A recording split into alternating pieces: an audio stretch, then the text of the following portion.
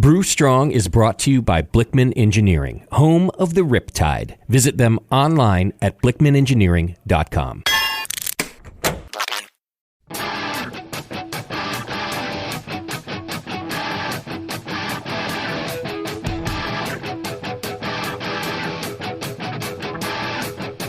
Brewers, it's time for the beer radio you've been looking for.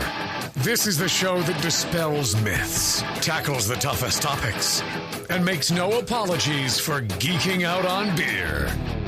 Hosted by two guys that drink before they think, Jamil Zainasheff and John Palmer. This is Brew Strong.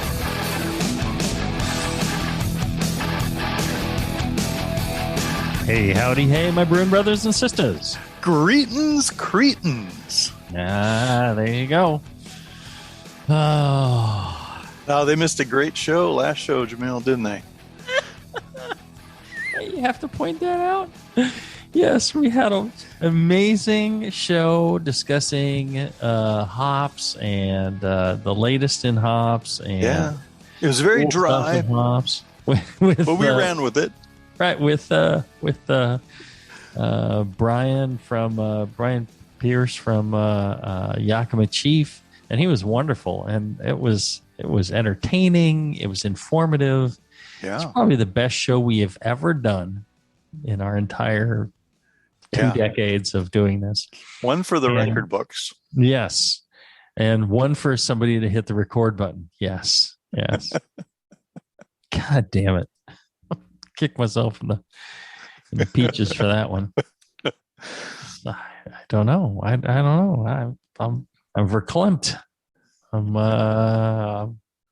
just you know what I need is John Blickman to come and give me a hug. There you go. Make me feel better about the whole thing. He would. He'd tell me I'm an idiot, but he'd understand, and he'd give me a pat on the back and be just fine. He's good with those back pats. Yeah. He likes patting the back. I'm just saying. Yeah. Backpacks, expats. He does them all. He will pat where he needs to pat. Yeah. Oh, I wish Blickman was here. He's just so funny. I bet he would have pushed the button. Yeah. The problem was, I'm going to pass a little bit of blame to Facebook, where no matter what I tried, it was all like, no, sorry, Facebook not working. You can't go live. And that really just because usually that's the first thing I do. And then I hit the record.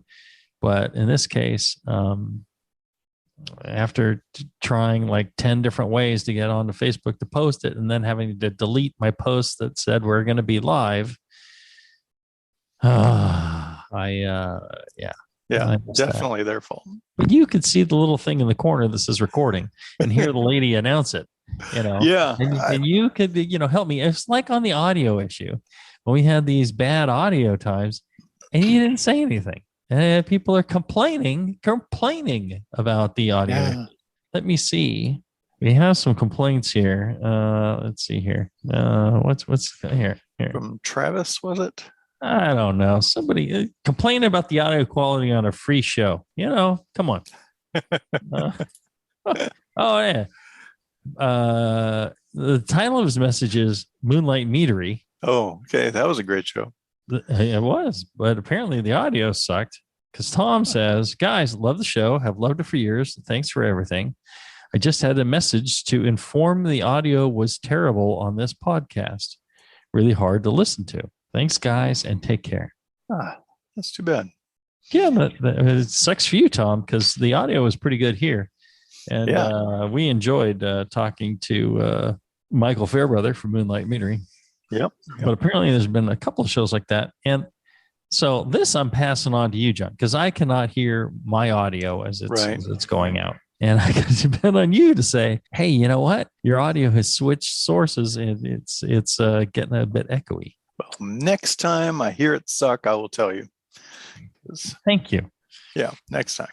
And I'll remember to hit the record button. And okay. Together we'll have half a show. That's right. Well, today your audio is perfect. just like our friend John Blickman at blickmanengineering.com. As I said, he's paying for the show.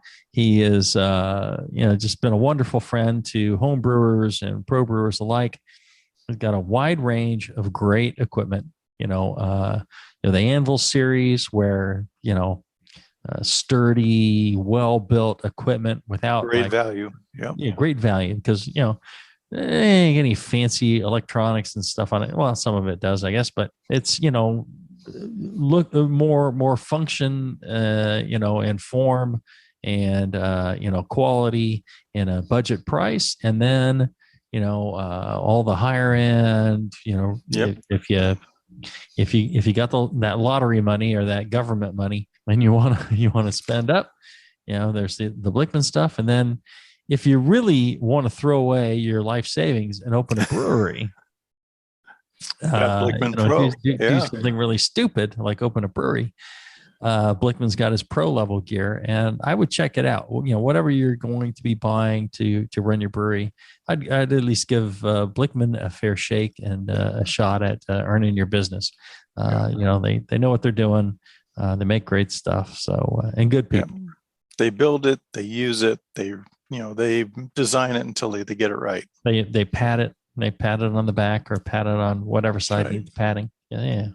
Blickman, I know for a fact, Blickman pats every piece of equipment that goes out. There you go. Yeah. So your piece of equipment has been patted by John Blickman. She gives it a hug, pats it on the back, sometimes a little low, lower than is appropriate, but gives a little pat there, and then and then it goes out. It's sent out with love. Indeed. So, you can email John Blickman at feedback@blickmanengineering.com and tell him I said thank you for all the pats that he puts on the equipment before he sends them out. All right. Today we're going to answer some of your questions. Last year we did stuff from pretty much the questions from a decade ago. Yep. Now we're going to do questions from a few months ago. Not too bad. Very good. Eventually we're going to get them all. I am bound and determined to answer every single freaking email that came in that makes any sense at all. It's going to get read on the air, and we're going to answer it. So we're only about 50 shows behind to getting that done. No problem. We will bring it on. We will get it. Here, let's go to one relatively simple. Andy asks, hey guys, I remember hearing a show recently where Jamel talked about ramping up the temp to get fuller attenuation from the yeast. There was a certain time to do that, as I remember somewhere toward the end of high Croisen. When you ramp, how many degrees do you do it by? How much at a time?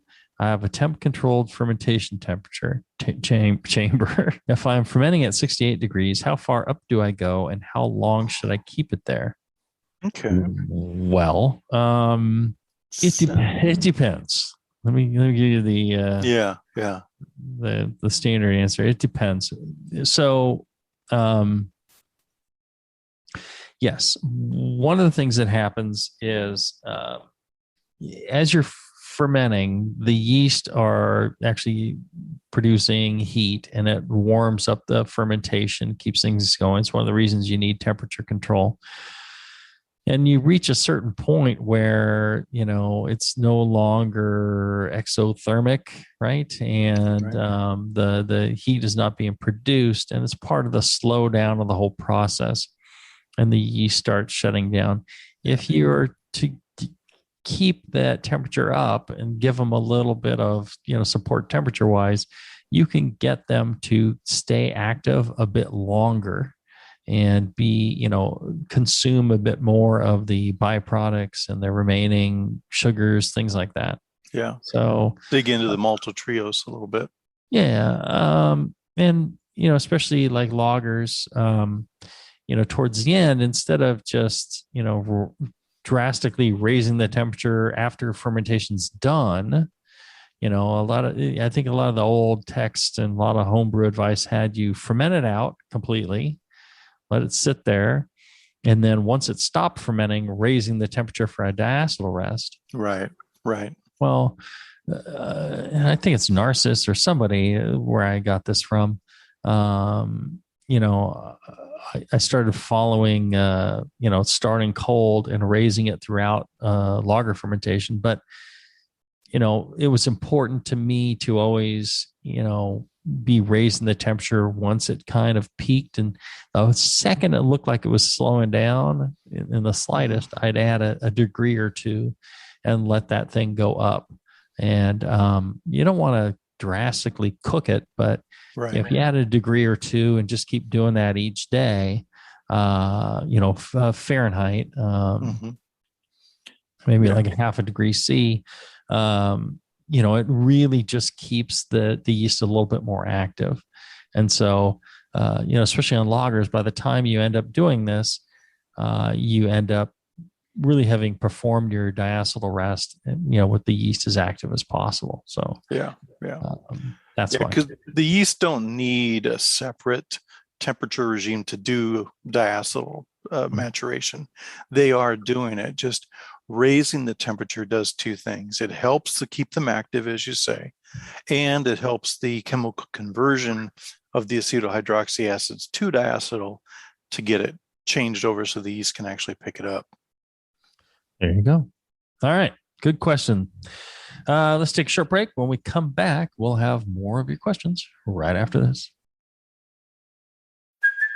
Hey, it's Kaylee Cuoco for Priceline. Ready to go to your happy place for a happy price? Well, why didn't you say so? Just download the Priceline app right now and save up to 60% on hotels. So whether it's Cousin Kevin's Kazoo Concert in Kansas City, go Kevin, or Becky's Bachelorette Bash in Bermuda, you never have to miss a trip ever again. So download the Priceline app today. Your savings are waiting. Go to your happy place for a happy price. Go to your happy price, Priceline.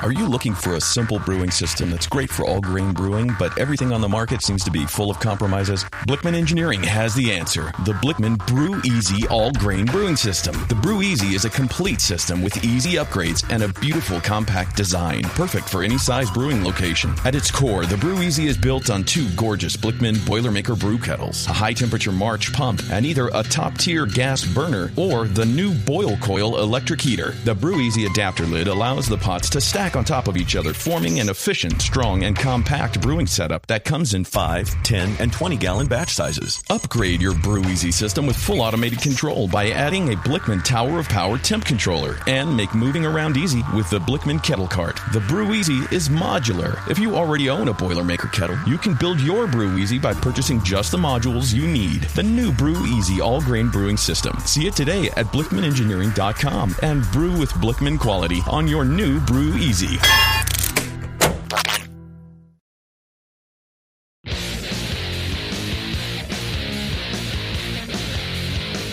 Back to the two guys that know how to turn beer into beer. This is Brew Strong.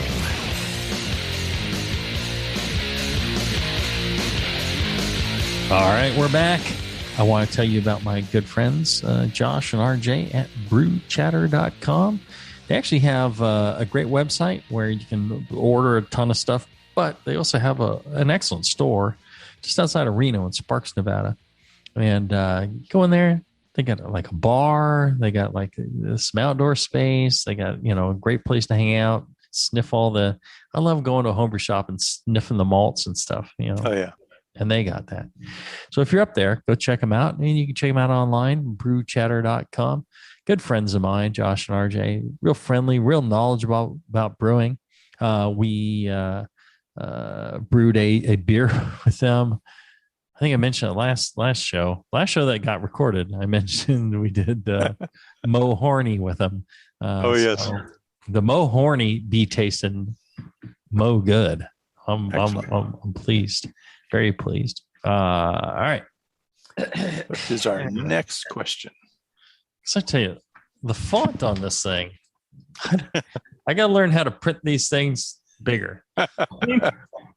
It is so small. I'm having to wear my old man cheaters. Let's see here. Episode 284. Hi, guys.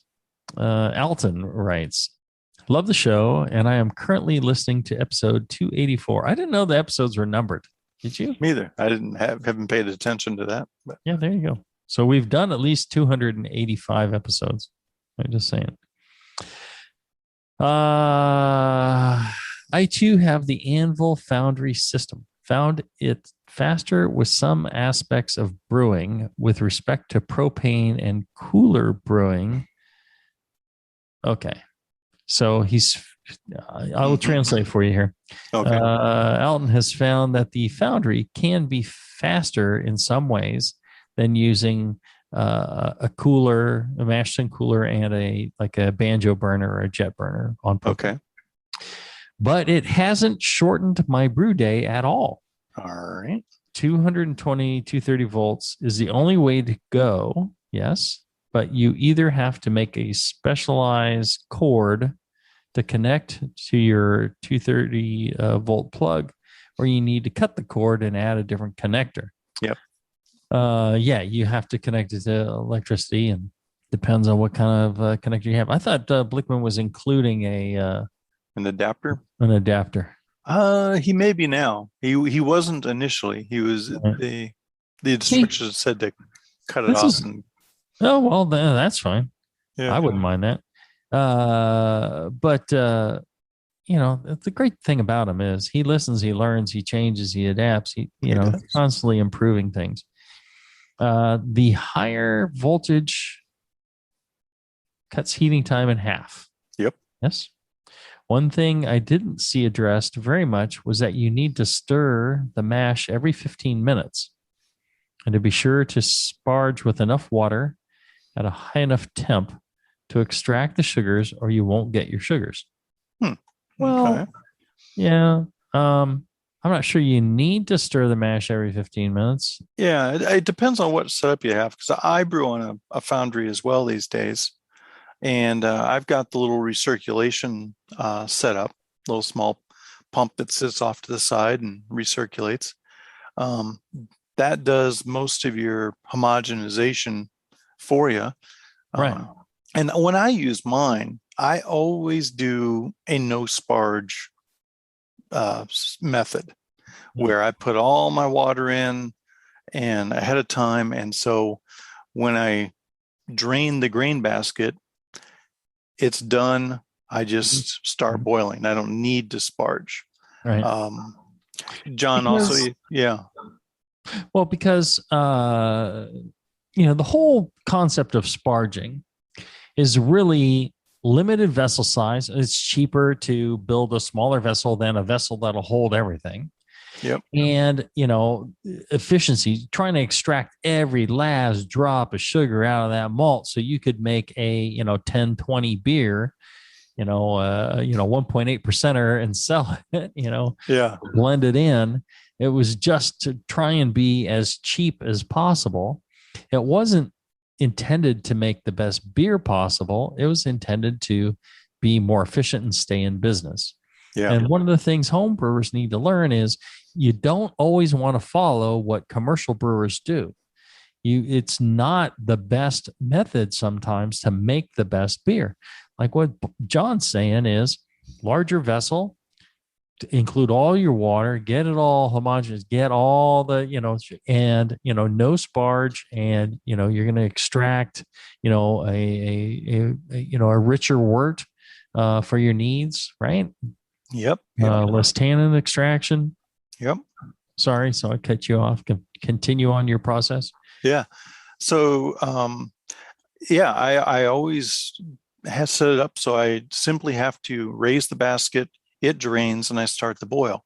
Now, John Blickman has in his instructions for the foundry, he has a limited sparge method as well, where you can sparge with, say, like a gallon of water, just to get a little more, wort out of that grain. It allows you to brew a slightly larger, or I should say a higher gravity batch than you could otherwise, because you can take advantage of the, greater volume. But, you can easily brew 1070 OG in one of these all-in-ones, and it'll all fit. Well, right. I think he was saying it wasn't saving him any time. Yeah. The electric burners or the electric heaters, I mean, even at 220 volts, depending on the batch size, depending on which propane burner you have, gas burners can heat faster than electric, but heck, electric is really convenient. Yes. Where I can brew in my garage with the door closed, or I can brew in the kitchen, which you can't do with a propane burner. Right. Yeah, I don't see anything weird about that. Okay, let's see here. Clayton writes, let's ask a question about home glycol. Oh. Clayton asks, pardon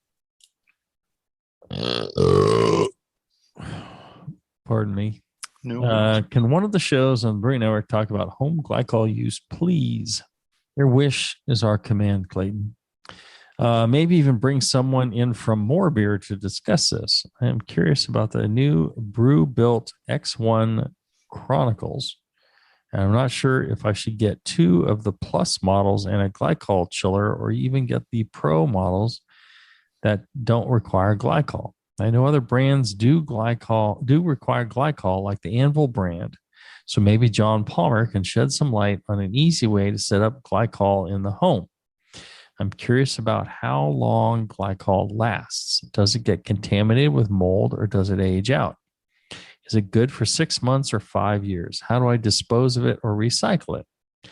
Also thinking of recirculating sub-freezing glycol through my immersion chiller to quickly chill to pitching temps.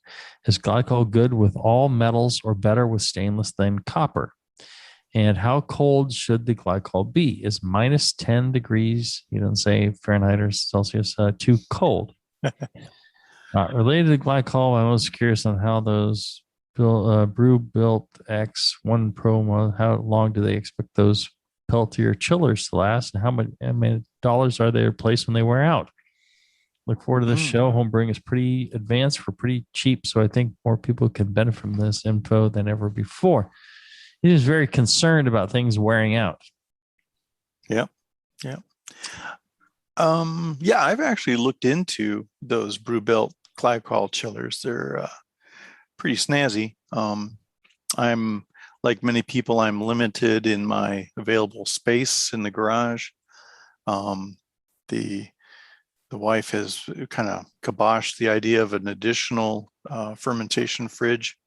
So I thought, well, maybe I just get a little glycol chiller. Maybe I can hide it behind these boxes. She won't really know it's there, But I haven't actually purchased one. Now, you use glycol all the time. Yes. And so maybe perhaps you can address his longevity questions. Yes. Well, and I think I have one of those Brew built things. Oh, really? Yes. So glycol itself, it is expensive. It's $20 a gallon. I think I buy in bulk. I get it down maybe $18 a gallon. Okay. Which you use it at about a third concentration. So, it's about $7 a gallon finished. Okay. Doesn't seem like much if you need a few gallons for the home brew, but here I've got about 2,000 gallons. It really adds up. It will go bad on you over time. There's things you can do. So one of the things you do is you keep it clean. The more organic matter that gets in there, the worse, because that organic matter breaks down, becomes acidic, releases a lot of acid into the glycol.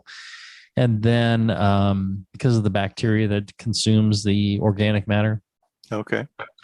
And your pH, you want it to be around 9, and then it'll start pushing the pH down. You also, if you're going to use glycol, you want to mix it with distilled water. You really don't want to use anything else. You don't use tap water or any of this stuff. The minerals are going to be a problem. So you want to use distilled water or deionized water for this. Okay. And you monitor your pH on a regular basis. And if it starts dropping, below 8, you might want to goose it back up with some caustic, and try and hold the pH up. Because if it starts getting much below that, it'll crash, and then you have to throw it away and start over. Oh. So there's also inhibitors that you can add. There's other treatments that you can add to it. You can add, a fluorescent leak detector, which is good because you'll be surprised how glycol ends up squeezing out here and there.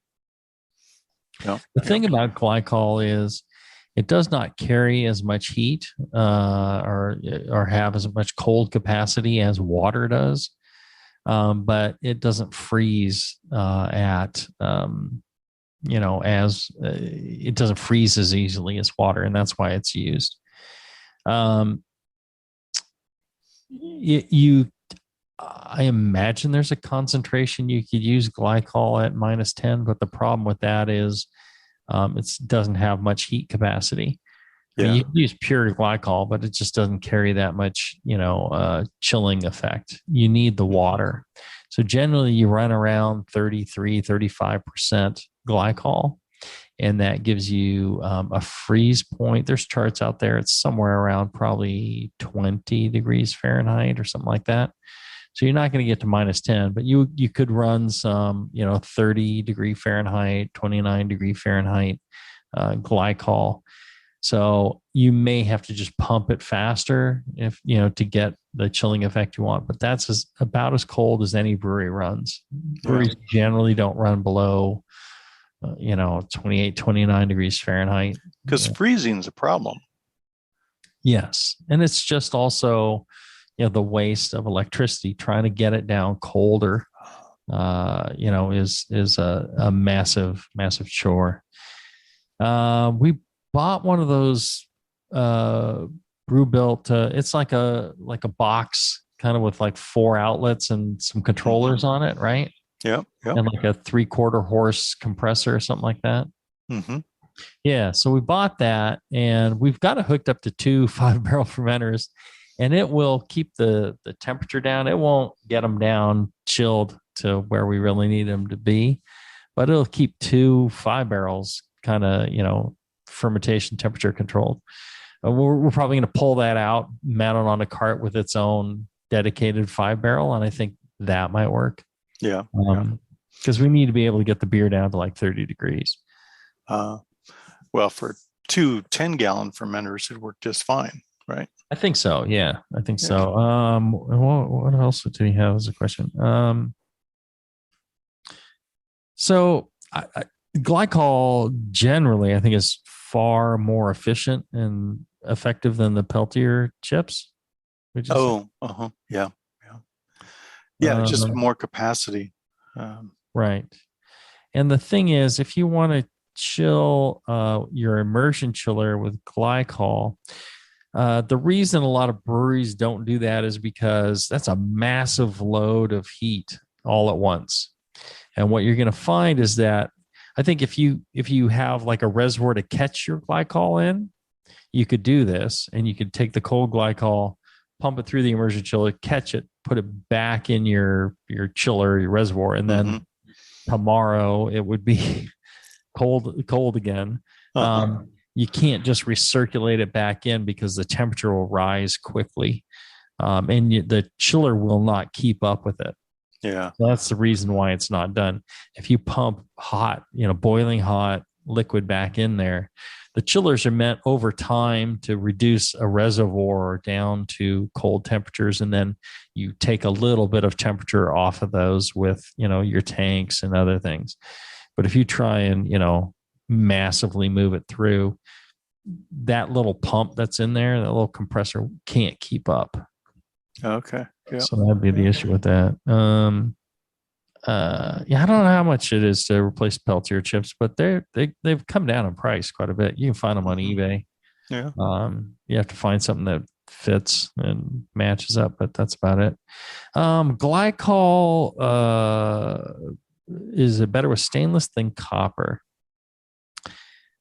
Definitely stainless. copper, there's an issue with glycol and copper, is there not? I believe so. Yeah. I think it's the pH you have to maintain. Copper does a little better under more or less basic conditions than right. More acidic. Yeah. Like I said, the glycol pH you're striving for is like 9. We have some copper contact with our glycol where our valves, just past the actuated ball valves, there's a transition from the cool fit to the PEX, and those transitions are copper. Mm-hmm. So that's the only copper that's touching it. And even that I was kind of worried about. So yeah, no copper. All right. There you go. One more break and we'll be back with your questions right after this. Very good.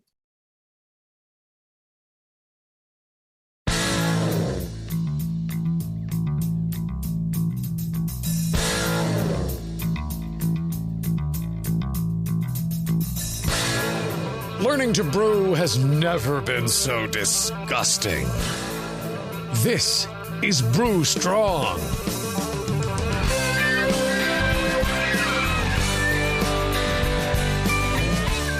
All right, we're back. We're taking your questions. When you send in your questions, Brew Strong at thebrewingnetwork.com, we eventually, within a decade or two, will get to your questions. Sometimes we get to them immediately. Right. If they're interesting. Yeah. Yeah. Sometimes it takes a decade or two. This time I just pulled questions from the earlier or the most recent stuff. And last time I pulled them from way back when. Just depends how I'm feeling. But good questions. Just keep them coming and we'll keep answering them. We only have 50 or 49 more shows to go before we caught up. Let's see here. Mike had a question about racking the beer before lagering. Hi, thanks for your great show. I have 2 questions considering cooling the beer, specifically Vienna lager, after a diacetyl rest. I know that cooling too rapidly can cause the yeast to express heat shock proteins, lowering the quality of the beer. Currently, my routine is cooling the beer at a rate of about 0.7 C every 12 hours. Then I lager my beer for a few weeks, and then I often reuse the yeast. Number 1, is that cooling rate safe? Number 2, if I rack my beer first or sometime during cooling to separate it from the yeast sediment, can I cool the beer more rapidly? What rate would not jeopardize beer quality? My concerns are caused by my space limits in a fridge, so I want to optimize it to use its use to brew my next batch more quickly. Brew Strong, Mike. Okay. Well, yeah, I would think 0.7 C is fully slow enough every 12 hours. Yes. You can go 2-3 C per 24 hours. Yeah. We do 6 Fahrenheit here, which is about 3 C every 24 hours. We'll take 3 Fahrenheit off in the morning, like 6 a.m., and then we'll take another 3 Fahrenheit off at 6 p.m. And we'll do that per day, and that's fine. I don't know if it's a heat shock proteins, but yeah, the yeast will express some of the compounds that they're holding on to,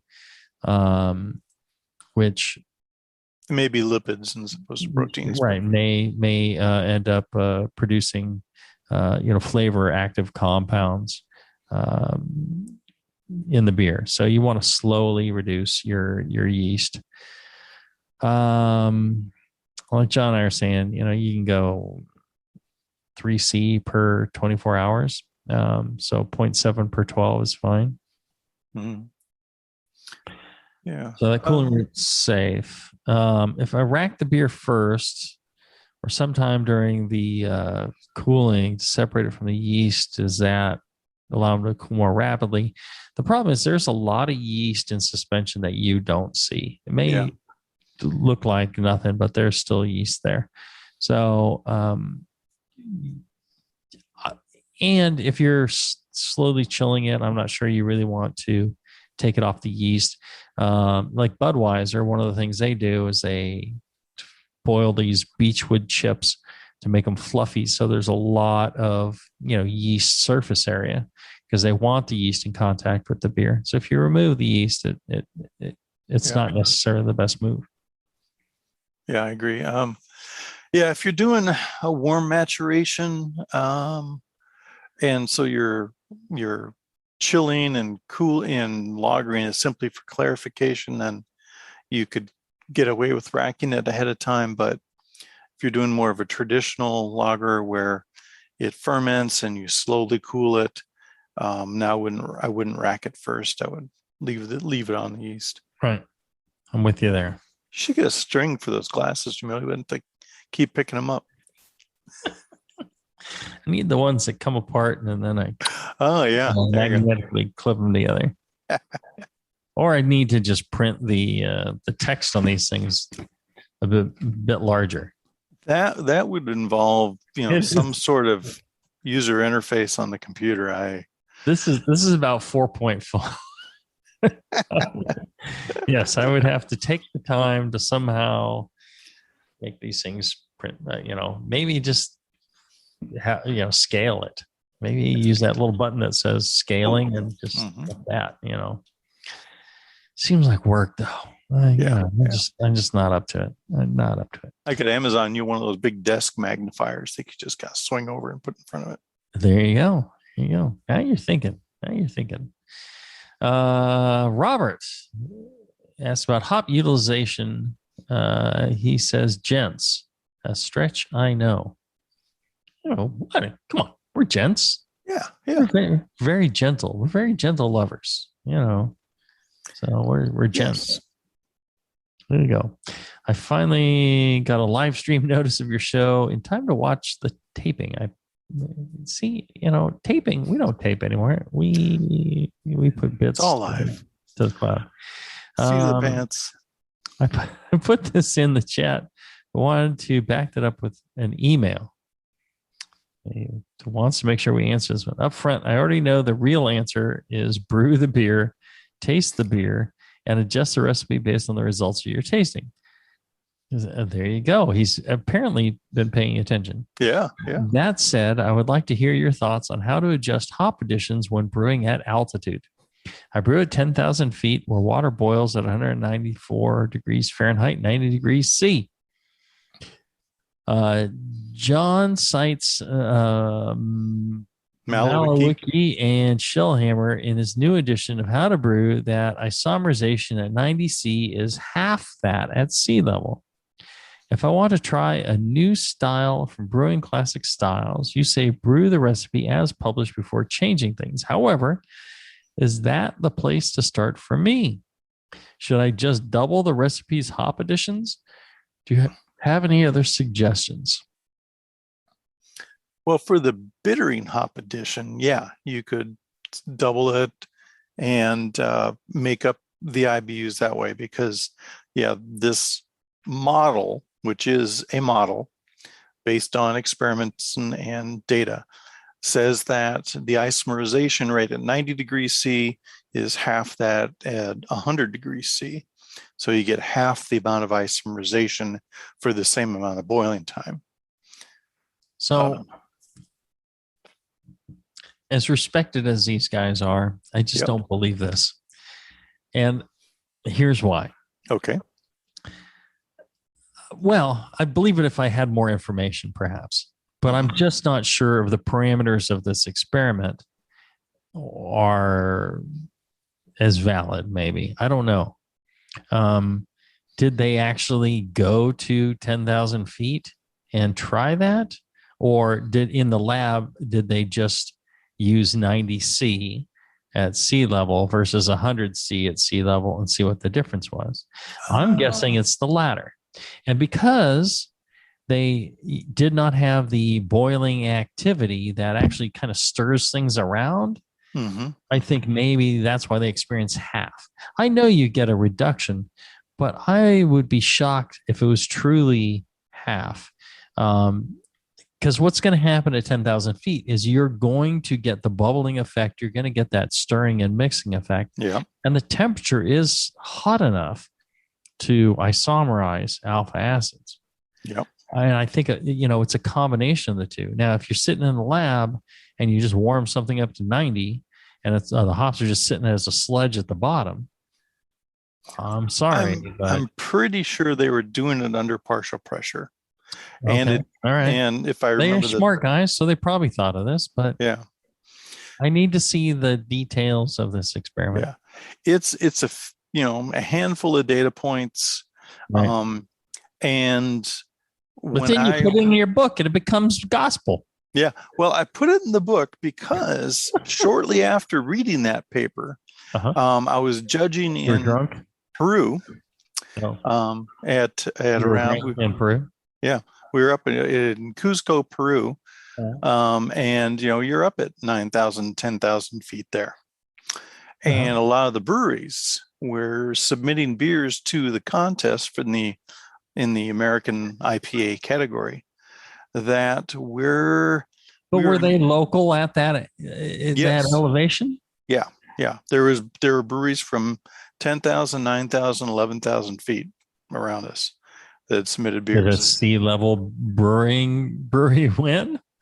Well, as we were judging the IPA category, we marked beers down several times because they weren't bitter enough for style. And that was. Would it have been the effect of altitude on your palate? I don't know. I don't know. There is an effective altitude on the palate. There is. Oxygen levels are different, and you get a different effect on your palate at altitude. Yeah. Well, be it as it may. Yeah. That could be a factor. Could be a factor. Right. Mm-hmm.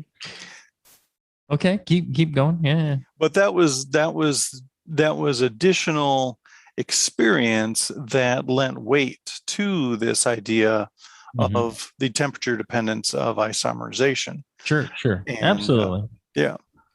So based on their model, you're roughly half the amount of isomerization at 90C versus 100C, and that isomerization really drops when you hit around 175. You're at maybe 15%. Yeah, that almost completely shuts down, right? Yeah, and trickles off to like 1% down around 150 degrees Fahrenheit. Okay. Well, then I believe that it's 50%. What would we do about that? I would, maybe double the bittering hops, or, I would calculate, maybe I wouldn't even mess with that. I would keep all the other hops the same and just add a charge of additional, low flavor bittering hops early on, or, maybe even extend the boil out, because time also can be your friend there. Yeah. That, or you could throw a lid on it and, a little pressure that way. Huh? Yeah. A little pre-isomerized extract would pump up your bitterness a bit. There you go. The answer is just brew the beer and taste it and then make your adjustments. He mentions that, but you could try double ant. Sure. That's interesting. I wouldn't have thought it'd be 50%, but I guess 90C, that is significant. I mean, for a lot of people, it's, they're at altitude and it's like, 95 or 98. It's not 90. Right.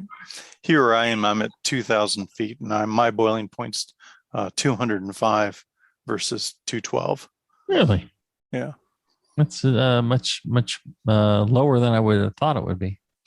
Yeah, it's surprising. Yeah. Yeah, that 2,000 feet makes that much difference in the lowlands. I'm probably at like 2 feet. My feet are wet most of the time, so I'm probably at sea level. And Robert says, by the way, I've been Pico brewing since 1981 when I was on an exchange tour at the Royal Navy's submarine headquarters. My colleagues just couldn't stand paying 35 pence for a pint.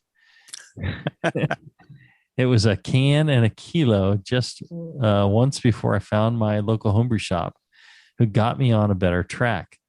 After many years, I upgraded to an electric 10-gallon Brew Easy in 2016. I even used the double mash from your show for my Russian Imperial Stout.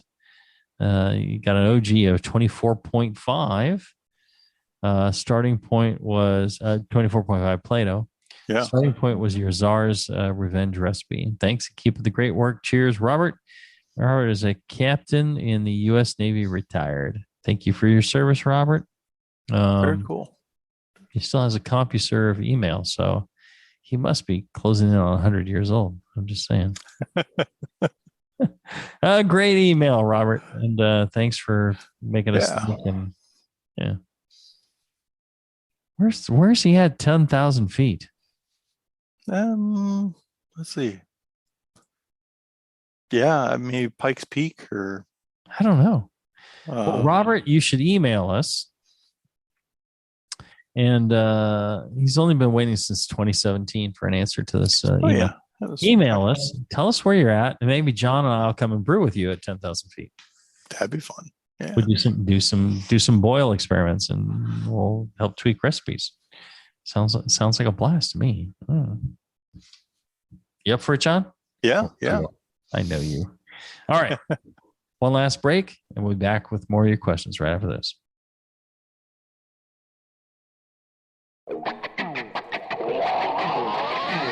Back to the beer guys that make other beer guys look like wine guys. Brew strong. All right, we're back. We're doing some live Q&A after we totally dumped a great show about hops. I don't know. It's going to bug you for days, huh? It's going to bug me for the rest of my life. It's like 50 years from now. We're going to be sitting around the old folks home. I'm like, you remember that time I didn't click the button? Yeah. Wasted a great show. Brian was very nice about it, though. He was. It's like, I would have been like, you just fucking wasted that hour of my time. What's the matter with you assholes? Well, we're going to do it again next week. So if they stay tuned. So graciously agreed to do it again next week. I'm just like, it's not going to be gold, though, like it was this time. It was perfect. That was a great show. He was wonderful. We were rolling. Alcohol levels were just right. Everything. They were. Yeah. Clayton asks, hey, Jamel and John. When I bottle at home, I use a Blickman beer gun. I've been cleaning, rinsing, then sanitizing, and leaving 1 inch of sanitizer in the bottle while I chill the bottles. That way I can give the bottles one last sanitize from the inside out. And I think filling wet bottle walls is less likely to knock CO2 out of suspension as I fill. But I was just wondering if minimizing sanitizer in the bottle could slow oxidation, since a sanitizer will be saturated with ambient air, including oxygen. Should I just sanitize the bottles, let them dry upside down till dry, and then chill and fill dry? Is it better to minimize potential contamination than oxidation? I'm guessing the answer depends on how long I keep the beer and at what temperature, right? Generally, I bottle, then put the bottles in a fridge till done, but I'm going to bottle an Imperial Stout. Obviously, a lot of residual sugars in suspension for organisms to chew on, and my fridge is full. So it will be kept at ambient temps. Also, probably around for a couple of months, because nobody is knocking out 2 cases of Imperial Stout in spring, summer. Any advice there? Probably too many factors. Just give me the Chris White answer. It depends. It depends on the sanitizer you're using, because some sanitizers are, oxidizers, right? Yeah.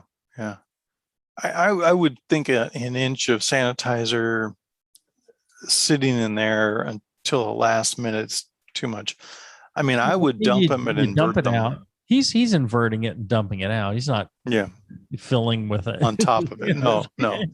Yeah. But he's concerned about the sanitizer cascading down the walls. He lets it drip for a bit and then fills it, and it's still, just slightly wet with sanitizer. Would you do that, or would you let it drip dry? Well, with Star San, I think you can fill while it's still wet. Mm-hmm. And that's the way I do mine. They're not dry. I used to use iodophor too, and I'd pull them out of a bucket. I'd completely submerge them, pull them out of a bucket, let them drip for a bit on a bottle tree, and then we'd fill them. And I mean, never stopped me from winning medals. True. Yeah. And iodophor would be more of an oxidizer than a star sand. Right. I think I think you can go either way. If you've filled these things with sanitizer and then you let them drip, and then you put them on a bottle tree or something, they're upside down, I think you're good to go. Yeah. I mean, they can drip dry. They could probably sit there for a couple of days. Nothing's really going to grow on the inside if they were clean to start with. Right. So the question is, are you reusing bottles or are these new bottles? If they're new bottles, there's really no problem. Right. If they're reused, you have to be careful that you clean them properly, got the protein levels and all that, layers, all that out of there. Because whatever beer was in there before may have been contaminated, especially if you're reusing bottles from a competition. I guarantee you there's crappy beer in there that's contaminated. So you just need to be careful about that. So if the new bottles, I think, you hit them with some sanitizer and then, load them up on a tree, get them all ready, and then, just go to town. If there's a little bit of sanitizer in there, that's fine. But I wouldn't have an inch of sanitizer in there, invert it, just to pour it out and then quickly flip it around and fill it. I'd let it drip for a bit. Yeah. I don't think it's a problem, but I think you can kind of thin out your beer and, I don't know, it's tiny amounts. It's probably unnoticeable. Yeah. Small amounts shouldn't be a problem. And I would much rather drain than worry about oxidation. Yeah. I don't think like you're saying, star sand or whatever is going to give you a lot of oxidation. It's a real fine layer. Although, liquids surprisingly hold a lot of oxygen. And that can be a problem, but you let them drip dry. It doesn't have to be bone dry. Just let them drip for a while. Turn them upside down. He's turned it upside down. He's pre-chilling the bottles. I never found the need to pre-chill the bottles. I think if you use your beer gun or your counter pressure filler, whatever you have, correctly. The beer's cold. Yeah. And if you make the beer really cold, the bottles don't need to be chilled. You can't use hot bottles, but just room temperature bottles worked. I never chilled the bottles. And I had no problem filling bottles. So right. Maybe a step you could save, make your bottling day better. I mean, that's one of the problems is, making this hobby easier and funner, not harder and more complex. All right. Well, that's it for today. Yeah, that was a good show.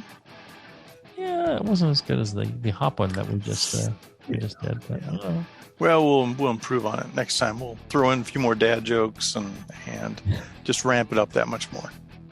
It's not going to be the same. That's the problem. All right. Well, make sure you support our fine sponsors that sponsored a show that you never heard. Yeah, we dropped gold about Blickman on the last one. Oh, we did. Yeah. Well, there's there some you go. beauties. Lost forever. But, keep listening, keep supporting. Check out our fine sponsors, Blickman Engineering, BlickmanEngineering.com. The folks at Brew Chatter, brewchatter.com. Until then, brew strong, everybody. Brew strong.